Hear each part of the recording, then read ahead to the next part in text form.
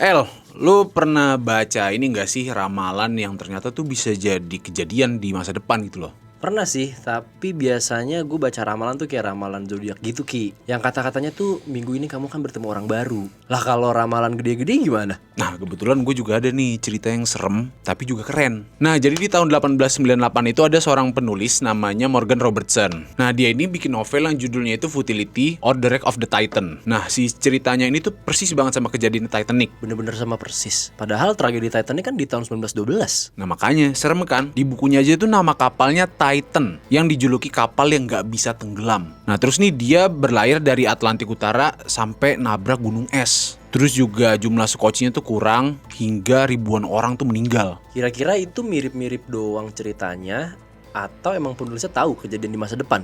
Nah masalahnya nih banyak banget yang mirip El. Dimulai nih dari rutenya itu yang sama-sama di Atlantik. Terus juga ditambah lagi tabrakan sama gunung es. Ditambah lagi juga sama-sama kurang skoci. Bahkan dari namanya aja pun hampir sama kan. Itu Titan sama Titanic. Padahal ya novel itu sendiri aja baru ditulis 14 tahun sebelum si Titanic itu dibuat. Gila ya, berarti ini udah kayak ramalan masa depan. Tapi kalau ngomongin ramalan kayak gitu ya, gue juga ada nih. Di tahun 1865 ada seorang penulis namanya Jules Verne. Dia nulis novel science fiksi itu judulnya From Earth to the Moon. Yang bikin merinding tuh detailnya mirip banget sama kejadian misi Apollo 11 tahun 1969. Anjir, bahkan novelnya aja tuh udah ada ratusan tahun sebelum kejadian itu dong. Iya, jadi di isi novelnya tuh roketnya tuh terbang dari Florida. Nama kapsulnya Columbia, awaknya 3 orang dan mendarat di laut. Setelah itu diselamatkan oleh sebuah kapal. Dan di tahun 1969, NASA meluncurkan Apollo 11 yang diawaki oleh Armstrong, Aldrin, dan Collins. Dan mendaratnya juga di laut, terus diselamatin sama kapal angkatan laut. Kira-kira ini tuh cuma kebetulan atau jangan-jangan penulisnya nih time travel? Kebanyakan orang bilang itu hasil imajinasi sains yang terlalu presisi Ki. Si penulis ngulik logika dan teknologi pada zamannya, terus nebak masa depan dan kena semua poin pentingnya. Nah gue ada lagi nih El. Jadi di tahun 1914 itu ada seorang penulis yang namanya itu Herbert George Wells. Dia nih nulis novel berjudul The World Set Free. Nah di situ tuh dia ngebayangin seorang ilmuwan bikin bom yang berbahan dasar atom. Ledakannya itu yang terus menerus ngancurin kota besar hingga dipakai buat perang dunia. 1914.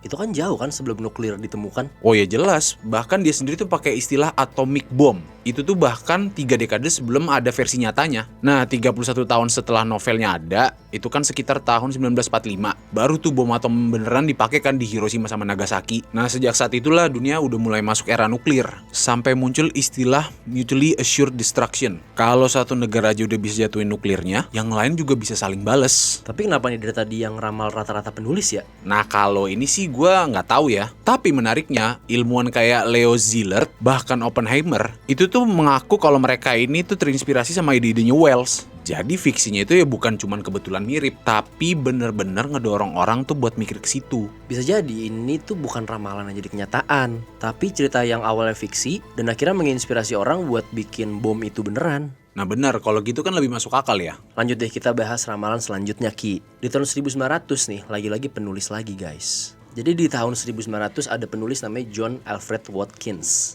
Dia nulis artikel di Ladies Home Journal, judulnya What May Happen in the Next 100 Years. Dan di situ dia nebak teknologi yang kita pakai setiap hari. Oh iya? Kayak TV, komputer, handphone gitu? Iya gokil kan? Dia bilang nanti bakal ada teknologi yang bisa mengirim gambar dari jarak jauh dalam hitungan menit. Orang bisa lihat satu sama lain lewat layar, dan foto bisa diambil tanpa film, cuma pakai kaca sensitif. Itu ngeramal apaan yang bisa sampai sedetail itu? Tapi kalau dilihat-lihat lagi mah ini kayaknya dia beneran ngeramal gak sih? Iya bener, gak kayak sebelumnya ya. Kalau sekarang kan teknologi udah jadi hal biasa. Tapi bayangin itu di tahun 1900. Untuk memikirkan hal itu aja mustahil gak sih? Dan kerennya 100 tahun kemudian prediksi dia bener-bener kejadian. Persis kayak yang kita sekarang menikmati teknologi yang ada. Nah terus Niel di tahun 1945 itu ada seorang penulis yang namanya itu Arthur C. Clarke. Dia nih nulis artikel di Wireless World tentang ide yang gila. Itu tuh tentang satelit buatan yang mengorbit bumi buat nerusin sinyal komunikasi ke seluruh dunia. Berarti dia tuh meramal cikal bakal adanya TV sama internet ya? Iya, dan di tahun 1960-an satelit komunikasi beneran diluncurin. Bahkan si Clarke ini tuh sampai dijulukin bapak satelit komunikasi. Terus di novelnya yang ditulis tahun 2001 dengan judul A Space Odyssey, dia bikin karakter komputer yang bisa mikir, belajar, bahkan ngeyel sama perintah manusia. Maksudnya kayak AI ya? Ya betul. Dan lihat aja sekarang, kita beneran punya AI yang bisa nulis, mikir juga secara logis, ngejawab pertanyaan, sampai niru suara dan wajah manusia. Jadi ya si Clark ini tuh nulis bahkan puluhan tahun sebelum teknologi AI itu ada. Anjir, kalau misalkan emang dia bener bisa ngeramal masa depan, baca semua tulisannya sekarang deh. Siapa tahu semuanya kejadian. Iya juga ya, apa jangan-jangan dia tuh berpikir lebih maju daripada zamannya. Nah Ki, tadi kan kita bahas-bahas ramalan yang dari luar negeri. Gue juga ada nih ramalan dari Indonesia, lokal punya. Ini mah kayaknya udah cukup terkenal ya. Itu ramalannya Jayabaya bukan sih? Bener Ki, atau yang biasa dikenal dengan nama Jangka Jayabaya. Ramalan ini ditulis sama Raja Kediri di abad ke-12 Masehi. Isi ramalannya banyak banget, tapi ada 3 yang paling terkenal. Apaan aja tuh? Yang pertama bunyi ramalannya itu besuk yen wis ana kereta tanpa jaran.